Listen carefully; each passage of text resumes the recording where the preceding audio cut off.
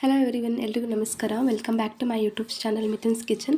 ವಿಡಿಯೋನ ಸ್ಕಿಪ್ ಮಾಡದೆ ಕೊನೆವರೆಗೂ ನೋಡಿ. ಸೊ ಇವತ್ತು ಬಂದುಬಿಟ್ಟು ಹೋಟೆಲ್ ಸ್ಟೈಲಲ್ಲಿ ಶಾವಿಗೆ ಬಾತ್ ಹೇಗೆ ಮಾಡೋದು ಅಂತ ನೋಡೋಣ ಮನೇಲಿನೇ. ಫಸ್ಟ್ ನಾನು ಇದಕ್ಕೆ MTR ಶಾವಿಗೆನ ತೊಗೊಂಡಿದ್ದೀನಿ. ನೀವು ಯಾವುದಾದ್ರೂ ತೊಗೊಳ್ಳಿ. ಸ್ವಲ್ಪ ಬಾದಾಮ್ ತೊಗೊಂಡಿದ್ದೀನಿ. ತರಕಾರಿ ಬಂದುಬಿಟ್ಟು ಈ ಥರ ಚಿಕ್ಕದಾಗಿ ಕಟ್ ಮಾಡಿ ಇಟ್ಕೊಂಡಿದ್ದೀನಿ. ಮೀಡಿಯಮ್ ಸೈಜಲ್ಲಿ ಆನಿಯನ್ ತೊಗೊಂಡಿದ್ದೀನಿ. ಒಂದು 4 ಬೀನ್ಸ್ನ ಕಟ್ ಮಾಡಿ ಇಟ್ಕೊಂಡಿದ್ದೀನಿ. ಅರ್ಧ ಕ್ಯಾರೆಟ್, ಸ್ವಲ್ಪ ಕರಿಬೇವು, ಒಂದು 4 ಚಿಲ್ಲಿನ ಈ ಥರ ಕಟ್ ಮಾಡಿ ಇಟ್ಕೊಂಡಿದ್ದೀನಿ.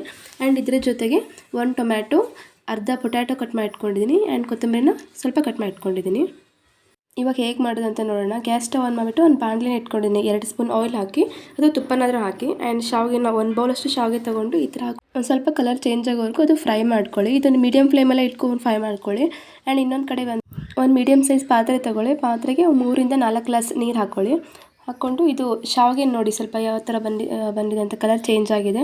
ಸೊ ಇವಾಗ ಇದು ನೀರು ಕೂಡ ಕುದೀತಾ ಇದೆ ಅಲ್ವಾ, ಆ ಶಾವಿಗೆನ ಬಂದುಬಿಟ್ಟು ಇದು ನೀರಿಗೆ ಹಾಕಿ ಒಂದು 3 ನಿಮಿಷ ಕುಕ್ ಆಗಲಿ, ಇದು ನೀಟಾಗಿ ಬೇಯಲಿ.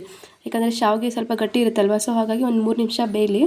3 ನಿಮಿಷ ಬೆಂದಾದ್ಮೇಲೆ ಇವಾಗ ನೋಡಿ ಸ್ವಲ್ಪ ನಿಮ್ಮ ಕೈಯಲ್ಲಿ ಸ್ವಲ್ಪ ಟಚ್ ಮಾಡಿದ್ರೆ ಗೊತ್ತಾಗುತ್ತೆ ಅದು ಬೆಂದಿದೆ ಅಂತಂದ್ರು. ಸೊ ಬೆಂದಾದಮೇಲೆ ಇದು ಲಿಡ್ನ ಕ್ಲೋಸ್ ಮಾಡಿ, ಇದು ನಿಮಗೆ ಸ್ಟೇನರ್ ಇದ್ದರೆ ಜಸ್ಟ್ ನೀವು ನೀರೆಲ್ಲ ತೆಗೆದು ಹಾಕ್ಬೋದು.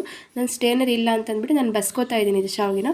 ಅದು ನೀರೆಲ್ಲ ತೆಗೆದ್ಮೇಲೆ ಒಂದು ಅರ್ಧ ಚಮಚದಷ್ಟು ಎಣ್ಣೆನ ಹಾಕಿ ನೀಟಾಗಿ ಮಿಕ್ಸ್ ಮಾಡ್ಕೊಳ್ಳಿ. ಹಾಗಾದರೆ ಉದುರಾಗಿ ಹಾಗೆ ಇರುತ್ತೆ.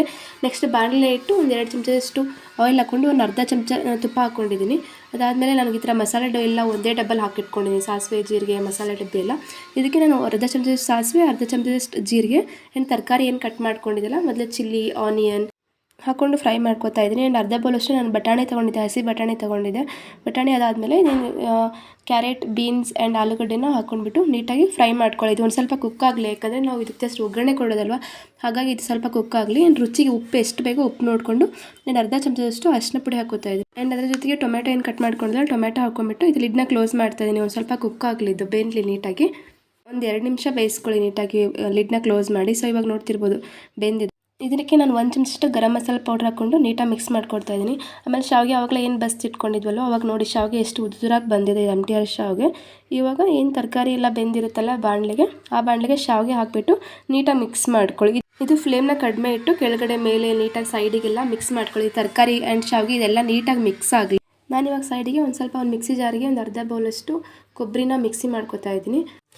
ಆ್ಯಂಡ್ ಉಪ್ಪ ನೋಡ್ಕೊಳ್ಳಿ, ಉಪ್ಪಿನ ಎಕ್ಸ್ಟ್ರಾ ಬೇಕು ಅಂದರೆ ಸ್ವಲ್ಪ ಆ್ಯಡ್ ಮಾಡಿಬಿಟ್ಟು ಇದೇನು ಕೊಬ್ಬರಿ ಏನು ಮಿಕ್ಸಿ ಮಾಡ್ಕೊಂಡಿರ್ತೀವಲ್ಲ ಅದನ್ನು ಎಲ್ಲ ಶಾವಿಗೆಗೆ ಹಾಕಿಬಿಟ್ಟು ಆ್ಯಂಡ್ ಕೊತ್ತಂಬರಿನ ಲಾಸ್ಟಿಗೆ ಹಾಕಿ. ಕೊಬ್ಬರಿ ಹಾಕೋದ್ರಿಂದ ಟೇಸ್ಟ್ ಕೂಡ ಚೆನ್ನಾಗಿ ಬರುತ್ತೆ.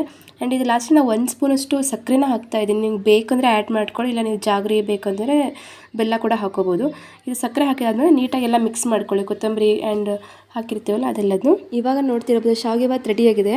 ಶಾವಿಗೆ ಉಪ್ಪಿಟ್ಟಂತೆ ಮಾಡ್ತೀವಿ ಕಾಮನ್ ಆಗಿ. ಸೊ ಈ ಥರ ಒಂದು ಡಿಫ್ರೆಂಟಾಗಿ ಮಾಡಿ ನೋಡಿ, ಟೇಸ್ಟ್ ಕೂಡ ಚೆನ್ನಾಗಿರುತ್ತೆ. ಆ್ಯಂಡ್ ಇದ್ರ ಜೊತೆಗೆ ಸ್ವಲ್ಪ ಲೆಮನ್ ಹಾಕಿ ಮಿಕ್ಸ್ ಮಾಡಿ, ಆ್ಯಂಡ್ ಸ್ವಲ್ಪ ಹುಳಿಯಾಗಿ ಚೆನ್ನಾಗಿ ಬರುತ್ತೆ.